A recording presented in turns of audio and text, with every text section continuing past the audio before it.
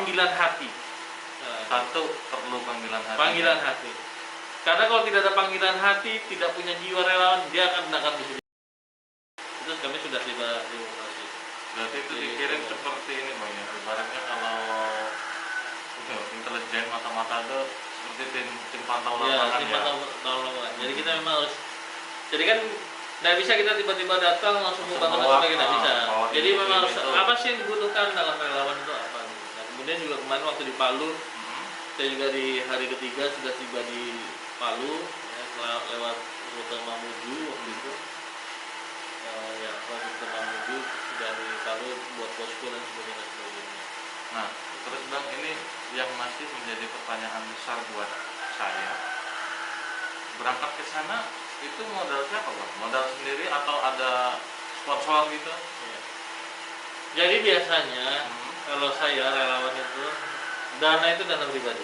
Oke, dana pribadi. Jadi memang saya tuh setiap bulan itu ada menyisihkan dana, ya.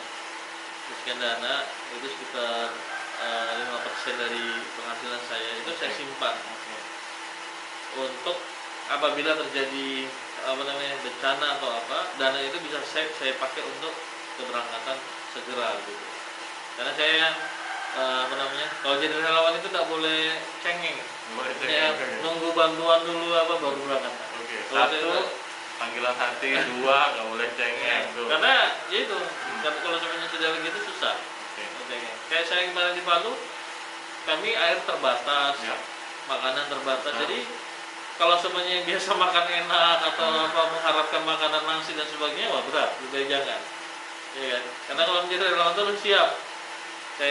Kami di Aceh itu bawaannya gula merah, dalam waktu siap-siap untuk makanan yang penting kita bisa hidup aja dulu 3-4 hari, 5 hari. Jadi harus bisa survival lah kata orang. Karena kan dalam kondisi bencana itu nggak ada orang jualan. Jangan harap cari orang mie goreng, bakso itu jangan dong, nggak ada gitu. Jadi kita harus siap dengan kondisi-kondisi seperti itu. Nah, kalau Abang pribadi seumpama ada di lokasi bencana nih Bang, makanan favorit yang biasa Abang bawa itu apa sih? Abang sendirian, Abang pribadi? Saya biasanya kalau makan favorit itu kurma. Kurma ya? Kurma saja. Yang keduanya apel. Kenapa saya kurma? Karena kurma itu pertama dia menyimpan energi yang cukup banyak. Walaupun kita tidak kenyang, itu kan dia bisa mengalirkan energi buat kita. Terus kalau apel, dia kan lumayan tuh padat. Nah itu buat saya itu bisa digunakan. Sudah cukup lah Bang. Sudah cukup lah. Tapi kalau itu saya tidak bisa kurus juga. Kalau tidak itu, kan setelah 4 hari sudah bisa masak dan sebagainya, makannya banyak juga ya. Oke Bang, ini terakhir Bang. Ya. Tadi kan syarat sudah kena senggol tuh sedikit. Yang pertama harus ada keinginan dari dalam hati Bang ya. Harus ada kemauan, harus ada apa tadi? Panggilan hati. Nggak boleh cengeng. Nah, terus selain itu Bang, syaratnya buat jadi anggota relawan Indonesia atau mau jadi relawan itu apa? Sama Abang kasih pesan-pesan deh buat teman-teman yang nonton. Ya, jadi syarat jadi relawan itu yang pasti yang pertama itu ada mau. Mau. Kalau nggak mau nggak bisa. Niat apa mau Bang? Ya niat, gitu. Ada niat, yang mau berniat untuk menjadi relawan gitu. Oke. Itu yang pertama. Ya, karena dari niat itulah dia mau mau bergerak ya, bisa bergerak. Itu yang pertama, yang pasti itu niat. Ada kemauan ya, ada niat ya. Terus yang kedua, mempunyai setidak-tidaknya mempunyai fisik yang prima. Oke, fisik yang prima. Kenapa saya katakan fisik yang prima? Ya, jangan sampai nanti ketika menjadi seorang relawan, misalkan terjadi penugasan atau lagi berangkat gitu berangkat ya, itu malah jadi susah. Malah menyusahkan tim misalnya. Timbul masalah baru. Timbul masalah baru. Tapi tidak masalah sih, misalnya kan penugasan itu kan tidak harus keluar. Ya. Bisa juga ya, kalau memang dia kesehatannya kabarnya tidak terlalu prima, ya bisa tak bergabung, tapi mungkin dalam penugasan-penugasan yang lain. Misalkan di dapur umum Nah, gitu ya kan. bisa jadi mengurus konten kah, mengatur apakah, atau kita kan ada relawan Indonesia ini kan bukan hanya kebencanaan. Oke. Bukan hanya kegiatan itu dalam kebencanaan. Kita juga dalam tidak ada bencana, ya tidak ada bencana, itu juga kita melakukan kegiatan. Salah satunya misalkan kalau di beberapa daerah itu namanya menabung, menebar nasi bungkus. Jadi setiap hari Jumat kawan-kawan menebar nasi bungkus ke para penyapu jalanan, tukang pemulung dan sebagainya. Itu juga. Terus yang ketiga, menjadi relawan itu nggak boleh berperan. Nggak boleh Ya, berperan nggak boleh berperan, nggak boleh cengeng ya. masuk. Kenapa? Karena kita di dalam dalam kerelawanan itu namanya juga rela ya. Iya, rela. Rela.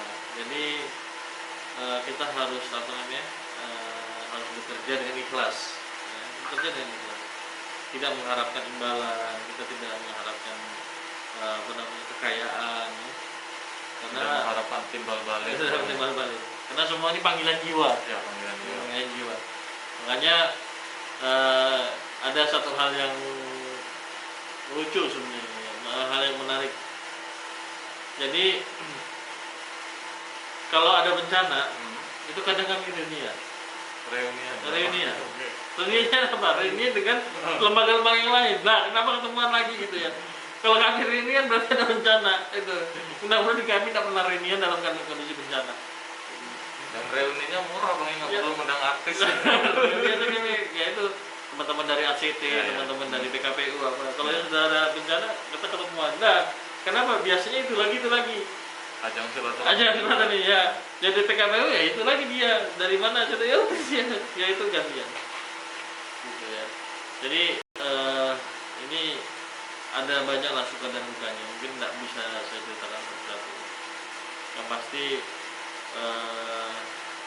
kita harus punya rasa empati ya, empati kepada saudara-saudara kita yang tertimpa musibah. Ya.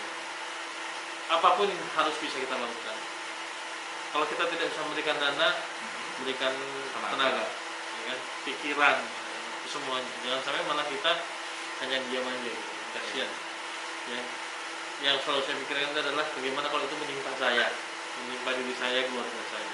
Makanya kalau saya selalu sampaikan kepada keluarga saya, ya, saya selalu menyampaikan kepada ya bahwa menjadi seorang relawan itu adalah panggilan jiwa, istri saya.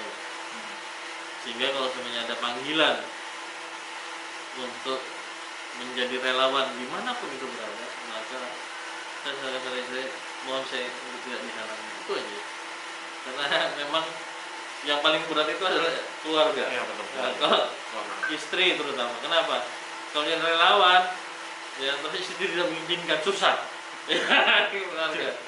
Ya karena dia harus tahu ini pekerjaan ini resikonya banyak. Ya. Kita bisa mati. Betul. Ya, jadi relawan itu nyawa sudah jadi taruhannya. Nyawa taruhannya.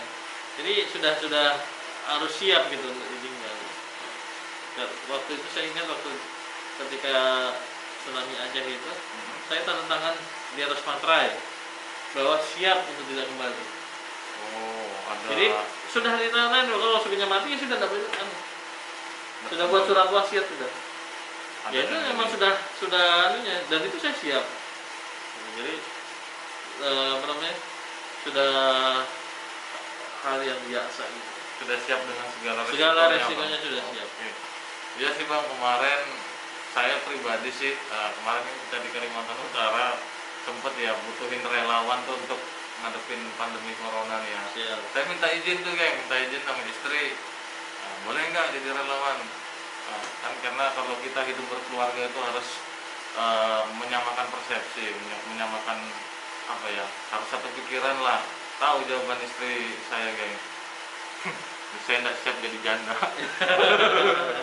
Jadi gitulah bang ya, artinya jadi relawan Indonesia itu yang pertama harus dari panggilan hati, dari niat, tulus ikhlas, nggak berharap apa-apa. fisik prima, tidak cengeng dan tidak baperan. Benar Bang? Seperti itu? Benar. Oke. Dan harus siap dengan segala kondisi. Harus siap dengan segala kondisi. Kondisinya, jangan Hujan, panas, badai, Iya, kayak di lagu-lagu tuh harus siap. harus siap. Tidur di bawah atap, nipah, mau tidur di mana aja siap. Harus siap. Ya, tidur saya waktu di Lombok itu harus siap dengan kondisi misalkan ada gempa, lari itu sudah siap. Jadi kita tidur dalam bayang-bayang ketakutan apa gempa susulan itu sudah biasa. Harus siap dengan Sudah hal yang biasa lah. Jadi saya nggak takut lagi. Oke geng, cukup menarik obrolannya, cukup menarik sharing dan berbagi pengalamannya dari Bang Yudi, anggota relawan Indonesia dan ketua relawan Provinsi Kalimantan Utara ya Bang. Buat teman-teman, buat geng semua yang nonton channel Yogi Selimau di konten obrolan malam, yang pengen bertanya atau pengen komen, langsung aja komen, gak usah ragu-ragu, tulis di kolom komentar. Pengen nanya masalah relawan Indonesia atau mau bikin relawan Indonesia part 2, tinggal tulis di kolom komentar. Dan jangan lupa subscribe, like, dan share. Abang juga loh Bang. Siap. Ngancam dulu deh, jangan sempat diancam lagi. Oke geng, memang selama pandemi kita selamannya gini. Oh siap. Oke baik. Oke geng. Channel Yogi Selimau ntar kembali lagi dengan narasumber lainnya di obrolan malam. Demikian, wabillahi taufiq wal hidayah. Assalamualaikum warahmatullahi wabarakatuh. Salam tangguh. Corona, wey.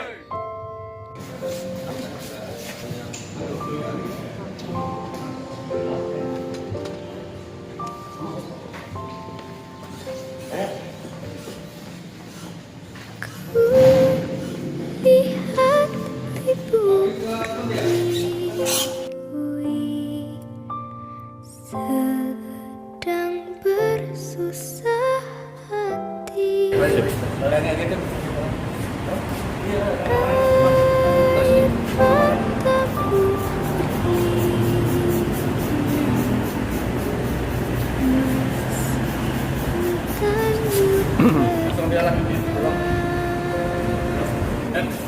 Jadi, ingin kacamata. hutan, gunung, sawah, lautan, simpanan kekayaan. Kini ibu sedang susah Kita makan. dan berdoa.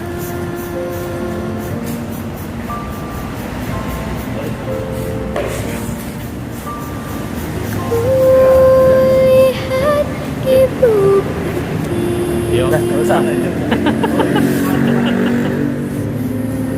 dan bersusah hati. Air matamu berlinang, emas intanmu terkenang. Hutan, gunung, sawah, lautan, simpanan kekayaan. Ini ibu sedang susah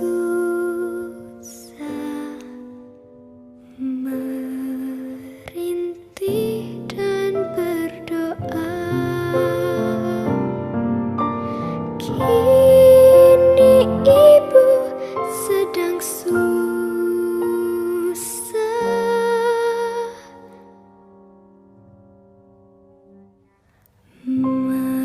merintih dan berdoa. Mereka yang selalu bekerja siang dan malam, yang tak gentar menghadapi panas dan hujan. Namun, mereka tidak dapat imbalan atas jasanya yang telah dikorbankan. Siapa lagi kalau bukan relawan? Iya, relawan. Relawan adalah pahlawan yang tak rakus dengan pujian malah sering jadi hinaan, yang selalu siap siaga dalam hal kemanusiaan. Namun, mereka memiliki segudang kesabaran yang luar biasa. Mereka lelah tapi bilangnya tidak. Semangat relawan selalu membara dan bahagianya cukup sederhana. Melihat orang-orang yang dibantunya tersenyum bahagia. Jangan hiraukan kata mereka yang tak sopan dengan ujaran kebencian. Selalu tetap semangat dalam hal kebaikan.